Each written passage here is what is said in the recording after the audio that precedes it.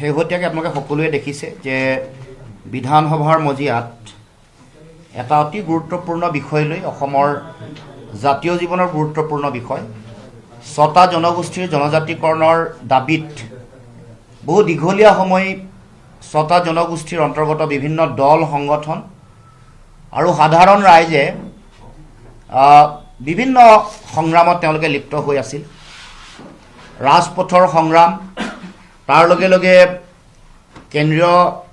মন্ত্ৰণালয়ৰ লগত যোগাযোগ কৰা বা দেশৰ প্ৰধানমন্ত্ৰী বিভাগীয় মন্ত্ৰীক স্মাৰক পত্ৰ প্ৰদানৰ যোগেদি ছটা জনগোষ্ঠীৰ জনজাতিকৰণৰ এই বিষয়টোক লৈ বিভিন্ন দল সংগঠনে ছটা জনগোষ্ঠীৰ অন্তৰ্গত বা অসমৰ জাতীয় জীৱনৰ আন বহু দল সংগঠনেও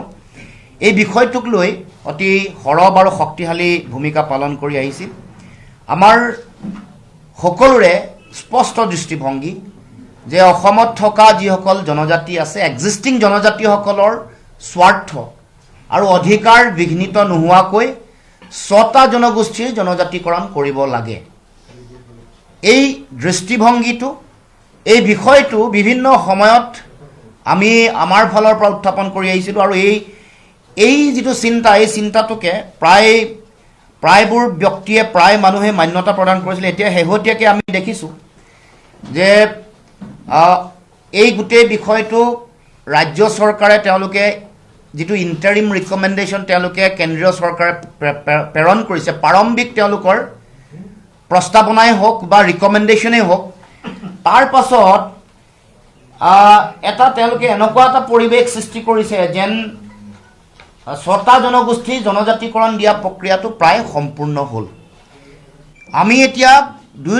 এটা কাৰিকৰীগত বিষয় জনজাতিকৰণ প্ৰাপ্তিৰ কাৰণে যিটো পৰিক্ৰমা আছে, সেই পৰিক্ৰমাটোৰ সম্পৰ্কতো অসমৰ ৰাইজক আমি অৱগত কৰিব খুজিছোঁ। আৰু এই গোটেই কথাটোৰ লগত জড়িত হৈ থকা যিটো ন্যস্ত স্বাৰ্থ চৰকাৰ, কাৰণ 2014 চনৰ লোকসভা নিৰ্বাচনৰ আগতো যেতিয়া প্ৰধানমন্ত্ৰী নৰেন্দ্ৰ মোদী ডাঙৰীয়া সেই সময়ত প্ৰধানমন্ত্ৰী প্ৰাৰ্থী আছিল, 2016 চনৰ বিধানসভা নিৰ্বাচনৰ আগত অসমত যেতিয়া ভিজন ডকুমেণ্ট বনাইছিল 2016 পৰা 2025লৈকে তেওঁলোকৰ যিখন ভিজন ডকুমেণ্ট হৈছিল, তাতো এই কথাটো জনজাতিকৰণ দিয়াৰ প্ৰতিশ্ৰুতিৰ কথা কেন্দ্ৰ চৰকাৰে, ৰাজ্য চৰকাৰে সজোৰে উত্থাপন কৰিছিল। আৰু আমি দেখিছোঁ যে বিগত সময়ছোৱাত ৰাজ্যসভাত ছটা জনগোষ্ঠীৰ জনজাতিকৰণৰ কাৰণে এখন বিলো তেওঁলোকে তাত উত্থাপন কৰিছিল। কিন্তু আমি এই গোটেই কথা বতৰাবোৰ হৈ থকাৰ মাজতে কিন্তু এই বিজেপি চৰকাৰৰ প্ৰধানমন্ত্ৰী নৰেন্দ্ৰ মোদী ডাঙৰীয়াই দায়িত্ব লোৱা তিনিটা টাৰ্ম তেওঁলোকে 10 বছৰ সম্পূৰ্ণ কৰি তৃতীয়বাৰৰ কাৰণে তেওঁ প্ৰধানমন্ত্ৰী হ'ল, কিন্তু ছটা জনগোষ্ঠীৰ জনজাতিকৰণ সম্পূৰ্ণ নহ'ল। অসমত দুগৰাকী মুখ্যমন্ত্ৰী হ'ল, সৰ্বানন্দ সোণোৱাল ডাঙৰীয়া, যাৰ দিনত তেওঁলোকে মন্ত্ৰীগোট গঠন কৰিছিল। সেই সময়ত হিমন্ত বিশ্ব শৰ্মা ডাঙৰীয়া তেওঁৰ মন্ত্ৰী আছিল, তেওঁৰ অধ্যক্ষতাত মন্ত্ৰীগোট তেওঁলোকে গঠন কৰিছিল। তাৰ পাছত হিমন্ত বিশ্ব শৰ্মা মুখ্যমন্ত্ৰী হ'ল, ৰণোজ পেগুৰ অধ্যক্ষতাত মন্ত্ৰীগোট গঠন কৰিছিল। আমি দেখিবলৈ পাইছোঁ যে 10টা বছৰ সম্পূৰ্ণ হ'বলৈ আৰু 3টা মাহ বাকী আছে। এই 3-4 মাহ বাকী থকা অৱস্থাত তেওঁলোকে মন্ত্ৰীগোটৰ প্ৰতিবেদন প্ৰেৰণ কৰা গোটেই কথাটোৱে তেওঁলোকৰ ইয়াৰ লগত যে এটা ৰাজনৈতিক লক্ষ্য আৰু উদ্দেশ্য জড়িত হৈ আছে, এইটো কথা স্পষ্ট ৰূপত প্ৰমাণ কৰিছে। প্ৰধানমন্ত্ৰী নৰেন্দ্ৰ মোদী 10 বছৰতকৈ বেছি প্ৰধানমন্ত্ৰী হৈ থকাৰ পাছতো ছটা জনগোষ্ঠীৰ জনজাতিকৰণ নকৰিলে। অসমত মুখ্যমন্ত্ৰী দুগৰাকী বিজেপিৰ মুখ্যমন্ত্ৰী থকাৰ পাছতো তেওঁলোকে ছটা জনগোষ্ঠীক জনজাতিকৰণ আজিলৈকে নিদিলে। এই কথাটোৱে প্ৰমাণ কৰে যে তেওঁলোকে 3 মাহ বা 4 মাহৰ আগত দিয়া প্ৰতিবেদনখন এখন প্ৰহসনহে মাত্ৰ। অসমৰ জনগণক পুনৰ বিশ্বাসঘাতকতা প্ৰতাৰণা কৰিব খুজিছে ছটা জনগোষ্ঠীক। যেনেকৈ আগতে অসম চুক্তিৰ 6 নম্বৰ দফা কাৰ্যকৰী কৰিবৰ কাৰণে প্ৰতিবেদন লৈ যেনেকৈ আজিলৈকে পেলাই ৰাখিছে, কেন্দ্ৰীয় যুটীয়া সচিবগৰাকী যিগৰাকী সদস্য সচিব আছিলে সেইগৰাকীয়ে স্বাক্ষৰ নকৰাকৈ যেনেকৈ অসম চুক্তিৰ 6 নম্বৰ দফা কাৰ্যকৰী নকৰিলে, তেনেকৈ এইবাৰো নিৰ্বাচনৰ বৈতৰণি পাৰ হ'বৰ কাৰণে ছটা জনগোষ্ঠীক চূড়ান্তভাৱে বিশ্বাসঘাতকতা প্ৰতাৰণা কৰি এইখন কেৱল মাত্ৰ নিৰ্বাচনী ললিপপ হিচাপে ব্যৱহাৰ কৰিব বিচাৰিছে। যি সময়ত কেন্দ্ৰীয় চৰকাৰে ৰাতিটোৰ ভিতৰতে 370 নাইকিয়া কৰি দিব পাৰে যি সময়ত কেন্দ্ৰীয় চৰকাৰে নিখাটোৰ ভিতৰতে বিমুদ্ৰাকৰণ কৰিব পাৰে কিন্তু অসমৰ 6টা জনগোষ্ঠীৰ জনজাতিকৰণ কৰিবৰ কাৰণে এগৰাকী প্ৰধানমন্ত্ৰীয়ে 3টা কাৰ্যকালৰ কাৰণে প্ৰধানমন্ত্ৰী হ'ল এগৰাকী অসমত দুবাৰৰ কাৰণে বিজেপি চৰকাৰ হ'ল দুগৰাকী মুখ্যমন্ত্ৰী কিন্তু এই গুটেই যেটো 6 জনগোষ্ঠীৰ জনজাতিকৰণৰ যেটো দাবী এটো সমাধান কৰিবৰ কাৰণে তেওঁলোকে আজিলৈকে কাম নকৰিল আৰু নিৰ্বাচনৰ আগত দিয়া এই কথাটোৱে এটো যে নিৰ্বাচনী টুপ হয় এটা ললিপপ হয় আৰু নিৰ্বাচনৰ বৈতৰণি পাৰ হোৱাৰ যে এটা কুটকৌশল হেতু স্পষ্ট ৰূপত প্ৰমাণ কৰিছে গতিকে আমি আজি এই কথা দৃঢ়তাৰে দুহাৰিছো যে নিৰ্বাচনৰ আগত তেওঁলোকে নিৰ্বাচনৰ আগত 6টা জনগোষ্ঠীৰ জনজাতিকৰণৰ প্ৰক্ৰিয়াটো সম্পূৰ্ণ কৰি হিমন্ত বিশ্ব শৰ্মাই দেখক প্ৰত্যাহ্বান জনাইছো যদি সাহস আছে যদি শক্তি আছে যদি 6টা জনগোষ্ঠীৰ প্ৰতি দায়িত্বৰ দায়বদ্ধতা আছে নিৰ্বাচনৰ পূৰ্বে নিৰ্বাচনৰ আগত 6টা জনগোষ্ঠীৰ জনজাতিকৰণ কৰি দেখক এইবোৰ প্ৰতিবেদন দিয়া কাম বহু দিনৰ আগত আপোনালোকক নিৰ্দেশনা দিছিল আপোনালোকে নাই দিয়া কাৰণ নিৰ্বাচনলৈ বাট চাই আছিল এটো আমি জানো যে এটো কামে আপোনালোকে কৰিব হেকাৰণে আমি প্ৰত্যাহ্বান জনাইছো আৰু অন্যথা যদি দিব নোৱাৰে তেতিয়া হলে নিজে মানে ইয়াৰ পৰা দায়িত্বৰ পৰা অব্যাহতি লওক যদি দিব নোৱাৰে আমি চ্যালেঞ্জ কৰিছো দিব নোৱাৰে 100% এটো এটা পলিটিক্যাল এটা ললিপপহে মাত্ৰ আমি প্ৰত্যাহ্বান জনাইছো অসমৰ মুখ্যমন্ত্ৰীক তেওঁ নিৰ্বাচনৰ আগত 6টা জনগোষ্ঠীক জনজাতিকৰণ কৰি দিব পৰা প্ৰক্ৰিয়া সম্পূৰ্ণ কৰিব পৰাকে তেওঁৰ কোনো সক্ষমতা নাই বা তেওঁ নকৰে এটো এটা ৰাজনৈতিক কেৱল মাত্ৰ এটা কাজৰাজিহে এটা কথা ক'ব খোজো যে এতিয়া আমি 6 জনগোষ্ঠীৰ জনজাতিকৰণৰ দাবীত সংগ্ৰাম কৰি থকা ৰাইজ বা অসমৰ জনগণকো ক'ব খোজো যে এই কথাটোক লৈ আশ্বস্ত হ'ব নালাগে এই কথাটোক লৈ কোনেও আনন্দ ফূৰ্তি কৰাৰ প্ৰয়োজনীয়তা নাই কাৰণ মূল কথাটো হ'ল দীঘলীয়া সংগ্ৰাম চলি আছে সংগ্ৰামৰ মাজত এই বিষয়বোৰ উত্থাপন হৈ আছে কিন্তু এই গোটেই কথা বতৰাবোৰ তেওঁলোকে মানে 6 জনজাতিকৰণৰ প্ৰক্ৰিয়াটো তেওঁলোকে সম্পূৰ্ণ কৰা নাই নকৰি কেৱল মাত্ৰ প্ৰতিবেদন দিয়ে এবাৰ দায়িত্ব সামৰিব কৈছে গতিকে আমি ক'ব খোজা কথাটো হ'ল যে যদি দিব পাৰে নিৰ্বাচনৰ পূৰ্বে তেতিয়া এই কথাটোক লৈ হলাক ল'বলগীয়া কথা আছে যদি দিব নোৱাৰাটো আমি 100% চিয়ৰ দিব নোৱাৰাৰ এই গোটেই কথাটোক লৈ যাতে পৰৱৰ্তী দিনসমূহত ৰাজনৈতিকভাৱে কাকো ব্যৱহাৰ কৰিবলৈ যাতে সুযোগ নাপায় তাৰ কাৰণে আমি সকলোৱে লক্ষ্য ৰাখিব লাগিব ৰাজনৈতিকভাৱে ব্যৱহাৰ কৰাৰ যেটো ৰণকৌশল আৰম্ভ কৰিছে ভোট লোৱাৰ যেটো অংক আৰম্ভ কৰিছে এটো আমি সকলোৱে 6টা জনগোষ্ঠীৰ জনগণে প্ৰত্যেকই প্ৰতিগৰাকী নাগৰিক নেতা কৰ্মকৰ্তাই নিৰ্মোহভাৱে কথাটো বিশ্লেষণ কৰিব এটোৰ টুপ দি তেওঁলোকে যাতে নিৰ্বাচনৰ বৈতৰণি পাৰ হ'ব নোৱাৰে তাৰ কাৰণে আমি সজাগ সচেতন হৈ থাকিবলৈহে আজি সংবাদ মাধ্যমৰ যোগেদি সকলোকে আহ্বান জনাইছো কাৰণ আপোনালোকে জানে যে সংবিধানৰ 342 নম্বৰ অনুচ্ছেদত জনজাতিকৰণৰ প্ৰক্ৰিয়াটো ইয়াৰ দ্বাৰা সম্পূৰ্ণ হয় প্ৰথমে দাবী উত্থাপন কৰিব লাগে সকলো 6টা জনগোষ্ঠীৰ বিভিন্ন দল সংগঠন দাবী উত্থাপন কৰিছে দাবী যেতিয়া যুক্তিযুক্ত হয় তেতিয়াই মই গোটেই পৰিক্ৰমাটো ক'ব খুজিছো দাবী যেতিয়া যুক্তিযুক্ত হয় তেতিয়াই কেন্দ্ৰীয় জনজাতি পৰিক্ৰমা মন্ত্ৰণালয়ে এই দাবীৰ সপক্ষত প্ৰতিবেদন প্ৰেৰণ কৰে তেওঁলোকে মানে এটো মানে ৰাজ্য চৰকাৰে কেন্দ্ৰীয় জনজাতি পৰিক্ৰমা মন্ত্ৰণালয়লৈ তেওঁলোকে প্ৰতিবেদন প্ৰেৰণ কৰে তাৰ পাছত যেতিয়া জনজাতি মন্ত্ৰালয়ে যুক্তিযুক্ততাত ৰাজনৈতিক দিশসমূহ চালিজাৰি চোৱাৰ পাছত তেওঁলোকে বিভিন্ন টেকনিকেলিটিজবোৰ চোৱাৰ পিছত প্ৰযুক্তিগত দিশসমূহ অধ্যয়ন কৰি কাৰিকৰীগত দিশসমূহ অধ্যয়ন কৰি এটো যেটো ৰাষ্ট্ৰীয় অনুসূচিত জনজাতি আয়োগ আছে national commission for scheduled tribes তালে তেওঁলোকে NCST লে প্ৰেৰণ কৰে NCST এ 1965 চনত গঠন কৰি দিয়া ভীমজি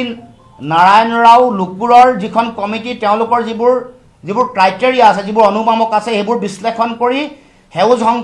সংকেত দিব পাৰে বা প্ৰত্যাখ্যান কৰে যিটো পৰিক্ৰমা আছে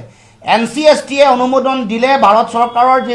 RGI register general of India তালে প্ৰেৰণ কৰে মহাপঞ্জীয়কলে প্ৰেৰণ কৰে RGI এ জনজাতিকৰণৰ গোটেই দাবীটো প্ৰযুক্তিগত দিশবোৰ যিবোৰ কাৰিগত দিশ টেকনিকেলিটি বুলি কয় সেইবোৰ পুনৰ পৰীক্ষা কৰাৰ লগতে সাংবিধানিক বিধি ব্যৱস্থাসমূহো তেওঁলোকে প্ৰণালীবদ্ধভাৱে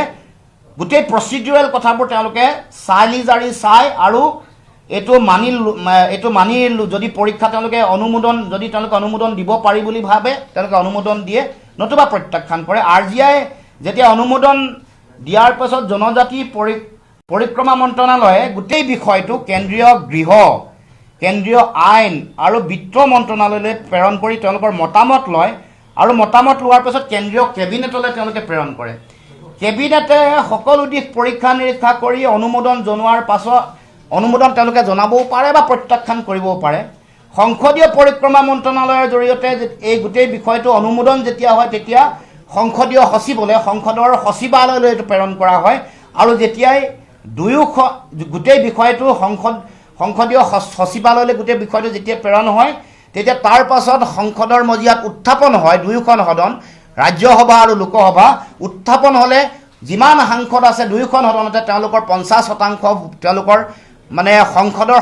সাংসদৰ সমৰ্থনত নতুবা উপস্থিত থকা 2/3 তাৰ মানে 2/3 মানুহৰ উপস্থিতিত 66%, 66.66%ৰ সমৰ্থনত এই যিখন এখন বিল গৃহীত হয় আৰু গৃহীত হোৱাৰ পাছত তেওঁলোকে চূড়ান্ত অনুমোদনৰ বাবে ৰাষ্ট্ৰপতিলৈ প্ৰেৰণ কৰে আৰু ৰাষ্ট্ৰপতিয়ে অনুমোদন জনালে এখন গেজেট নটিফিকেশ্যন হয়। এইটো হ'ল পৰিক্ৰমা। এই গোটেই পৰিক্ৰমাটো সম্পৰ্কত অসমৰ জনগণক জানিবৰ কাৰণে গোটেই কথাটো আমি উল্লেখ কৰিছোঁ। এতিয়া কথাটো হ'ল যে এই বিলখন 6টা বছৰ আগতে ৰাজ্যসভাত লে কৰিছিল, 6টা বছৰ পৰি থাকিল, আজিলৈকে একো নকৰিলে। তাৰ আগৰ পৰিক্ৰমা কৰিব খুজিছোঁ। তাৰ আগত কি কৰিছিলে কংগ্ৰেছ চৰকাৰ যেতিয়া আছিল এখন তেওঁলোকৰ যিখন বিলৰ কপি 2019 চনৰ যিখন বিল আছিলে এইখন the constitution scheduled tribes order amendment bill 2019 এইখন বিল তেওঁলোকে লে কৰিছে। তাৰমানে আমি ধৰি লৈছোঁ যে মই কোৱা যিমানবোৰ ক্ৰাইটেৰিয়াবোৰ ফুলফিল হৈছে। ক্ৰাইটেৰিয়াবোৰ ফুলফিল নোহোৱাকৈ এখন বিললৈ এই পৰ্যায়লৈকে যাব নোৱাৰে। সংসদীয় সচিবালয়লৈ যোৱাৰ পাছত এখন বিল যেতিয়া লে হয় সকলো মানে fulfilling all criteria all requisite qualification যেতিয়া তেওঁলোকে কমপ্লিট কৰিব তাৰপিছতহে ইয়ালৈকে যায়। আমি সকলোৱে অসমৰ ৰাইজৰ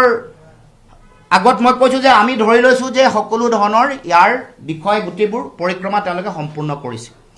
কিন্তু আমি ক'ব খোজা কথাটো এতিয়া যিটো মানুহৰ মাজত গিমিক, মানুহৰ মাজত এটা বিভ্ৰান্তি সৃষ্টি কৰিব খুজিছে, আগতেও ট্ৰাইবেল জনজাতি পৰিক্ৰমা মন্ত্ৰী যেতিয়া আছিলে জুৱেল ওৰাম তেতিয়া 6টা জনগোষ্ঠীৰ লগত আলোচনা হৈছিলে মন্ত্ৰীৰ পৰ্যায়ত। আলোচনা হওঁতে তেতিয়া তেওঁলোকে তাৰ পৰৱৰ্তী কাৰ্যসূচীসমূহৰ কাৰণে বিষয়বোৰৰ কাৰণে অসমৰ পৰা প্ৰতিবেদন পঠিওৱা কাম,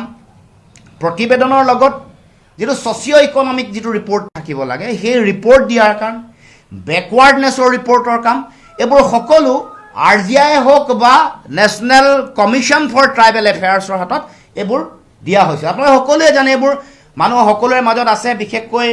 মই দুটামান জনগোষ্ঠী জানো, চুতীয়াসকলৰ ছ'চিঅ' ইকনমিক ছাৰ্ভেৰ কাৰণে স্বৰ্ণলতা বৰুৱা বাইদেউ আৰু আমাৰ ডম্বৰুধৰ নাথ ছাৰ আছিলে সেই প্ৰতিবেদন প্ৰস্তুত কৰা। মটকসকলৰ কাৰণে সুশীল গগৈ ছাৰ আছিলে, তাৰ লগে লগে মৰাণসকলৰ কাৰণে শ্ৰীকুমাৰ দহতীয়া আৰু নিৰুদ বৰুৱা ছাৰ আছিলে, তাৰ উপৰিও আহোমসকলৰ কাৰণে যোগেন্দ্ৰনাথ ফুকন। এইসকল মানুহ মই জানো তেওঁলোকে প্ৰতিবেদনবোৰ জমা কৰিছিল। এতিয়া এইবাৰ প্ৰতিবেদন যিখন ইণ্টাৰিম ৰিকমেণ্ডেশ্যন দিছে তাত চাব এইবোৰ প্ৰতিবেদনৰ সম্পৰ্কত এটা কথাও লিপিবদ্ধ হোৱা নাই। কাৰণ যেতিয়া এখন গৈ এই ৰিকমেণ্ডেশ্যনখন গৈ যেতিয়া তাত পাবগৈ তেতিয়া ছ'চিঅ' ইকনমিক যিবোৰ ৰিপৰ্ট সেইবোৰৰ সম্পৰ্কত তেওঁলোকে জানিব বিচাৰিব। যেতিয়া দিব নোৱাৰিব তেতিয়া আকৌ এইটো পিছুৱাই মানে গোটেই পৰিক্ৰমাটো আমি বুজি পাব লাগিব। আগতে এনেকুৱা ধৰণৰ কাম কাজবোৰ হৈছিল। আপোনালোকে ইতিহাস যদি চাই জানিব যে RGIৰ লগত 3বাৰ আগতে দল সংগঠনবোৰৰ আলোচনা হৈছিল। মডেলিটি কমিটি ইয়াত এখন চিংলাৰ মডেলিটি কমিটি এখন আমাৰ যিখন নটিফিকেশ্যন PBI নটিফিকেশ্যনখন এখন PIB নটিফিকেশ্যন ইয়াত চাব চিংলাৰ উদ্যোগত নেতৃত্বত এখন মডেলিটি কমিটি বনাইছিল যিখন 9বাৰ নে 11বাৰ টোটেল আলোচনাত তেওঁলোকে জড়িত হৈছিল, আলোচনাত তেওঁলোকে বহিছিল 9বাৰ নে 11বাৰ। কিন্তু আচৰিত কথা এই চিংলা মডেলিটি কমিটিখনে এটা আঁচো নামাৰিলে। আচৰিত কথা তাৰমানে আন্তৰিকতাৰ কথা এইখন যিখন মডেলিটি কমিটি বনিছে এখন বিজেপি চৰকাৰ দিনত যিখন মডেলিটি কমিটি গঠন কৰা হৈছে এখন বিজেপি চৰকাৰৰ দিনতে হৈছে কিন্তু আচৰিত কথা 9 বাৰৰ পৰা 11 বাৰ আলোচনাত মিলিত হোৱাৰ পাছত মডেলিটি কমিটিৰ কোনো ধৰণৰ তেওঁলোকৰ এটা আঁচো দিয়া নাই গতিকে এই গোটেই কথা বতৰাবোৰ যদি আপুনি পৰ্যালোচনা কৰি চায় এটা সময়ত ৰিকমেণ্ডেশ্যন ছ'চিঅ' ইকনমিক ৰিকমেণ্ডেশ্যন বেকৱাৰ্ডনেছৰ ৰিকমেণ্ডেশ্যন এইবোৰ সকলো দিয়াৰ পাছতো কিন্তু গোটেই প্ৰক্ৰিয়াটোত কিন্তু কোনো ধৰণে আগ নাবাঢ়িলে কোনো ধৰণৰ তেওঁলোকে দায়িত্ব পালন নকৰিলে গতিকে এতিয়া কথা হ'ল যে এতিয়া বহু কথা উত্থাপন হৈছে যে ৰাষ্ট্ৰীয় প্ৰেক্ষাপটত ট্ৰাইবেল শিডিউল ট্ৰাইবছ কেৱল মাত্ৰ সাংবিধানিকভাৱে শিডিউল ট্ৰাইবছৰ নামতে চিট সংৰক্ষিত হয় অসমত শিডিউল ট্ৰাইবছ হিলছ আৰু প্লেইনছৰ নামত ইয়াত তেওঁলোকে দুটা ভাগত ভাগ কৰি শিডিউল ট্ৰাইবছৰ নামত তেওঁলোকে সংৰক্ষণৰ ব্যৱস্থা ৰাখিছে এতিয়া আহিলে শিডিউল ট্ৰাইবছ ভেলী এই গোটেই কথাটো অহাৰ লগে লগে শিডিউল ট্ৰাইবছ ভেলী যেতিয়াই আহিব অহাৰ লগে লগে এইটো সাংবিধানিকভাৱে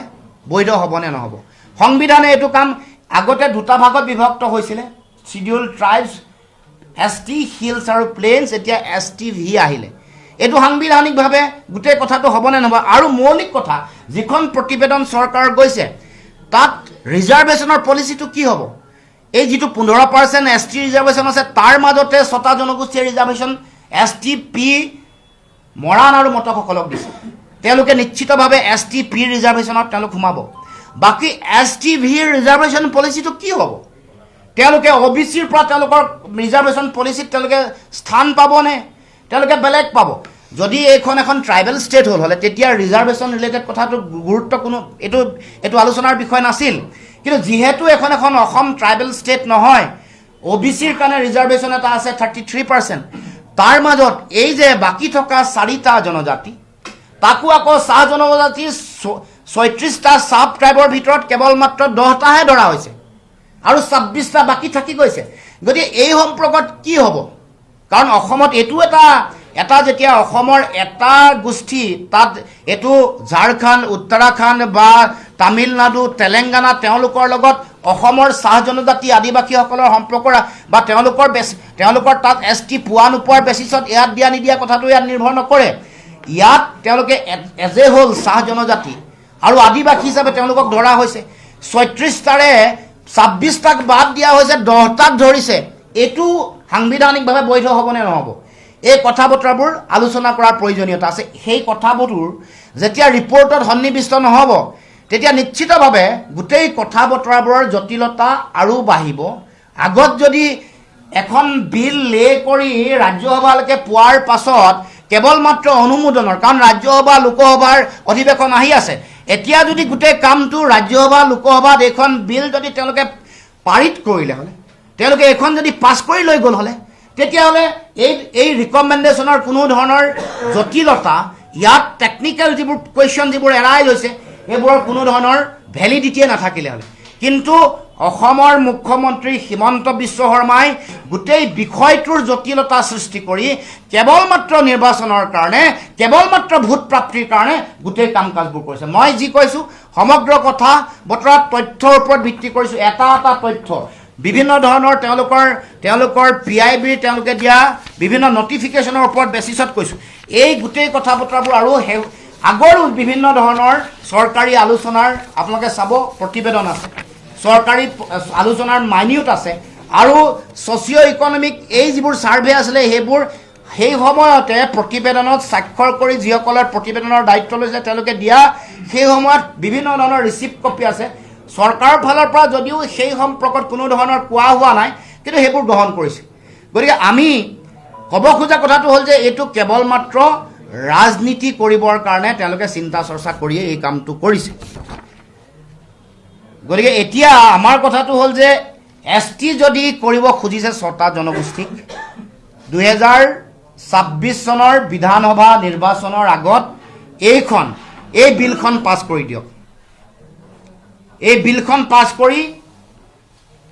কাৰণ বিধানসভা লোকসভা আৰু ৰাজ্যসভাৰ অধিৱেশন অহা 1 তাৰিখৰ পৰা হ'ব অহা মানে আজিৰ দিনটোৰ পৰা হোৱাৰ কথা আছিল মানে এই মাহতে কাৰণ 26 চনৰ লোকসভাৰ 26 চনৰ বিধানসভা নিৰ্বাচনৰ আগত সেশন দুটা সেশন ডেফিনেটলি পাব গতিকে এই দুটা সেশনত এইখন বিল লে কৰি পাছ কৰিবৰ কাৰণে যাতে অসম চৰকাৰে অসমৰ মুখ্যমন্ত্ৰীয়ে অসমৰ 6 জনগোষ্ঠীৰ প্ৰতি থকা যিটো দায়িত্ব দায়বদ্ধতা সেইটো পালন কৰি দেখক তেতিয়াহে অসমৰ ৰাইজ আশ্বস্ত হ'ব 6টা জনগোষ্ঠী জনগণ আশ্বস্ত হ'ব গতিকে সেই দাবী উত্থাপন কৰিছোঁ আমি দেখিবলৈ পাইছোঁ যে বিগত সময়ছোৱাত এই মন্ত্ৰী গোটৰো যেতিয়া প্ৰথম তেওঁলোকে কমিটি বনাইছিল অধ্যক্ষ প্ৰথম হিমন্ত বিশ্ব শৰ্মা ডাঙৰীয়া আছিল তাৰপিছত ৰণোজ পেগু ডাঙৰীয়া আছিলে কমিটিৰ সদস্য প্ৰথমে আছিল অতুল বৰা ডাঙৰীয়া যোগেন মোহন আৰু সঞ্জয় কিষাণ এতিয়া অতুল বৰা যোগেন মোহন আৰু সঞ্জয় কিষাণে গমেই নাপায় যে তেওঁলোকে মন্ত্ৰী গোটৰ সদস্য নহয় এতিয়া মন্ত্ৰী গোটৰ সদস্য হ'ল অসমৰ মুখ্যমন্ত্ৰীগৰাকী কেশৱ মহন্ত আৰু ৰণোজ পেগু যে এনেকুৱা ধৰণৰ কাৰবাৰ চলি আছে ৰাইজৰ জ্ঞাতাৰ্থে এইটো বিষয়ে উত্থাপন কৰিছোঁ যে হঠাৎ অতুল বৰা যোগেন মোহন আৰু সঞ্জয় কিষাণ বাৰু এতিয়া মন্ত্ৰী নহয় কিন্তু অতুল বৰা আৰু যোগেন মোহন এতিয়াও মন্ত্ৰী আছে তেওঁলোকে হঠাৎ গম নাপায় যে তেওঁলোকে মন্ত্ৰী গোটৰ সদস্য নহয় এনেকুৱা ধৰণৰ কথা বতৰা চলি আছে এইবোৰ ৰাইজৰ জ্ঞাতাৰ্থে জনাব খুজিছোঁ আমাৰ মৌলিক বিষয়টো হ'ল 2026 চনৰ নিৰ্বাচনৰ আগত এক্সিষ্টিং বিলখন লে কৰক পুনৰ আৰু এখন পাছ কৰি অসমৰ ৰাইজক তেওঁলোকক পতিয়ন নিয়ক নহ'লে এনেকুৱা ধৰণৰ কথা বতৰা প্ৰতিটো নিৰ্বাচনৰ আগত কয় প্ৰতিটো নিৰ্বাচন আহিলেই জনজাতিকৰণ নিৰ্বাচন আহিলেই অসম চুক্তি নিৰ্বাচন আহিলে অসম চুক্তিৰ 6 নম্বৰ দফা নিৰ্বাচন আহিলে প্ৰধানমন্ত্ৰী স্তৰত আলোচনা নিৰ্বাচন আহিলে গৃহমন্ত্ৰী স্তৰত আলোচনা এইবোৰ আৰু কিমান আমাক ৰাইজক জনগণক এনেকৈ মিথ্যাচাৰেৰে ভোট লৈ থাকিব কিমান আমাক ঠগি থাকিব কিমান ঠগ প্ৰবঞ্চনা কৰি থাকিব সন্মানীয় মুখ্যমন্ত্ৰী আৰু প্ৰধানমন্ত্ৰী ডাঙৰীয়া আৰু এনেকুৱা ধৰণৰ নাটক বন্ধ কৰি অসমৰ মানুহৰ প্ৰতি প্ৰকৃত দায়িত্ব পালন কৰিবৰ কাৰণে আপোনালোকক আহ্বান জনাইছোঁ নাটক বন্ধ কৰক প্ৰকৃত দায়িত্ব পালন কৰক আৰু আমি গোটেই বিষয়বোৰ উত্থাপন কৰিছোঁ সেই মৰ্মে প্ৰধানমন্ত্ৰীক এই বিষয়বোৰ অৱগত কৰি আগন্তুক দিনসমূহত এই বিলখন পাছ কৰিবৰ কাৰণে আমি দাবী উত্থাপন কৰিছোঁ এতিয়া কথাটো হ'ল 6 জনগোষ্ঠীয়ে তেওঁলোকে উৎসৱ পালন কৰিছে আনন্দ কৰি আছে আপুনি ক'লে যে আনন্দ কৰিব নালাগে প্ৰয়োজন নাই তেওঁলোকে একো অধ্যয়ন নকৰাকৈ আনন্দ কৰিছে নেকি আন্দোলন কৰি থকা 6টা জনগোষ্ঠীৰ নেতৃত্বই চক মূল কথাটো হ'ল 26ৰ আগত 26ৰ বিধানসভা নিৰ্বাচনৰ আগত জনজাতিকৰণ দিব লাগে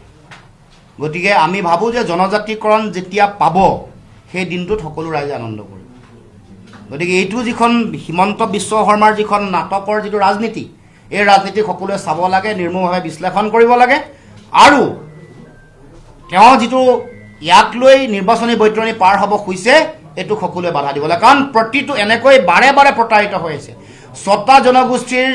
যিসকল ৰাইজ আছে বাৰে বাৰে প্ৰতাৰিত প্ৰতিটো নিৰ্বাচন যায় নিৰ্বাচনৰ আগত এটা আশা দিয়ে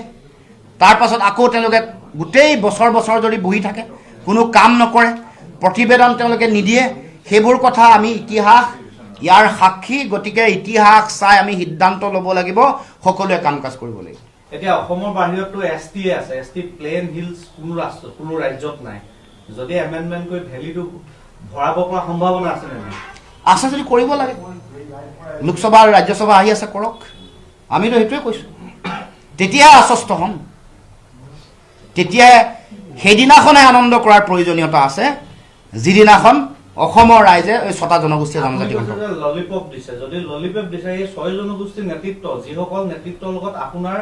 সুসম্পৰ্ক আছে আপুনি আছুম যেতিয়া দায়িত্বত আছিলে সেইসকলে কি একো অধ্যয়ন নকৰাকৈ গ্ৰহণ কৰি লৈছে নেকি তেওঁলোকে উৎসৱ পালন কৰিছে নেকি সুসম্পৰ্ক আজিও আছে ভৱিষ্যতেও থাকিব কিন্তু মই যিখিনি কৈছোঁ যুক্তিৰে কৈছোঁ আৰু এটা সংখ্যা আপোনালোকৰ মিত্ৰজোঁটত আছে অখিল গগৈ যে প্ৰতিটো বস্তু যে বিৰোধিতা কৰে আপোনালোকৰ মাজত আলোচনা হয় নহয় চাহ জনগোষ্ঠীক লৈ বিৰোধ মন্তব্য কৰিছে তেওঁ নাই আমিতো এতিয়া আজি মোৰ আপোনালোকে বক্তব্য শুনিছেই 36টা চাবকাষ্ট আছে চাহ জনগোষ্ঠীত তাৰ 10টাহে তেওঁলোকে ভেলিড কৰিছে আৰু বাকী 26টা তেওঁলোকে বাধা দিছে সেইটোৱেতো আমি কৈছোঁ যে এইটো দিব লাগে সকলোকে দিব লাগে এইটো ভাগ কিয় আকৌ তাৰ মাজত ভাগ কৰিব নালাগে আমিতো আশা কৰিছিলোঁ যে সকলোকে এছ টি দিব ইয়াত আৰু ভাগ দুটা আছে এছ টি হিলছ আৰু প্লেইনছ আৰু ভেলি কিয় বনাইছে এইটো আমি ধৰিব পৰা নাই 3টা ভাগ কিয় হৈছে এছ টি পাব লাগে ইয়াত আৰু বিভাজন কৰি থাকিব নালাগে ইয়াতো খোলাখুলি কথা আমি শিডিউল ট্ৰাইবছ আমি বিচাৰিছোঁ ইয়াতো বিভাজন হ'ব নালাগে সকলোকে সমানে দিব লাগে আৰু মূল কথাটো সংৰক্ষণৰ নীতিটো আগতে ব্যাখ্যা কৰিব লাগে, আগতে ৰাইজক আশ্বস্ত কৰিব লাগে সংৰক্ষণ কেনেকৈ হ'ব, ৰিজাৰ্ভেশ্যন পলিচিটো কি, সেইটোহে অসমৰ ৰাইজে জানিব খুজিছে। আৰু বিল যিহেতু আছে এইবাৰ পাছ কৰি দেখক 26ৰ নিৰ্বাচনৰ আগত, লোকসভা ৰাজ্যসভা দুইখনৰ অধিৱেশন আছে, পাৰ কৰি দেখক, তেতিয়া আমি আশ্বস্ত হ'ম, তেতিয়া আমি সকলোৱে আনন্দ কৰিম, তেতিয়া আমি ধন্যবাদ দিবলৈ আমি ৰৈ আছোঁ।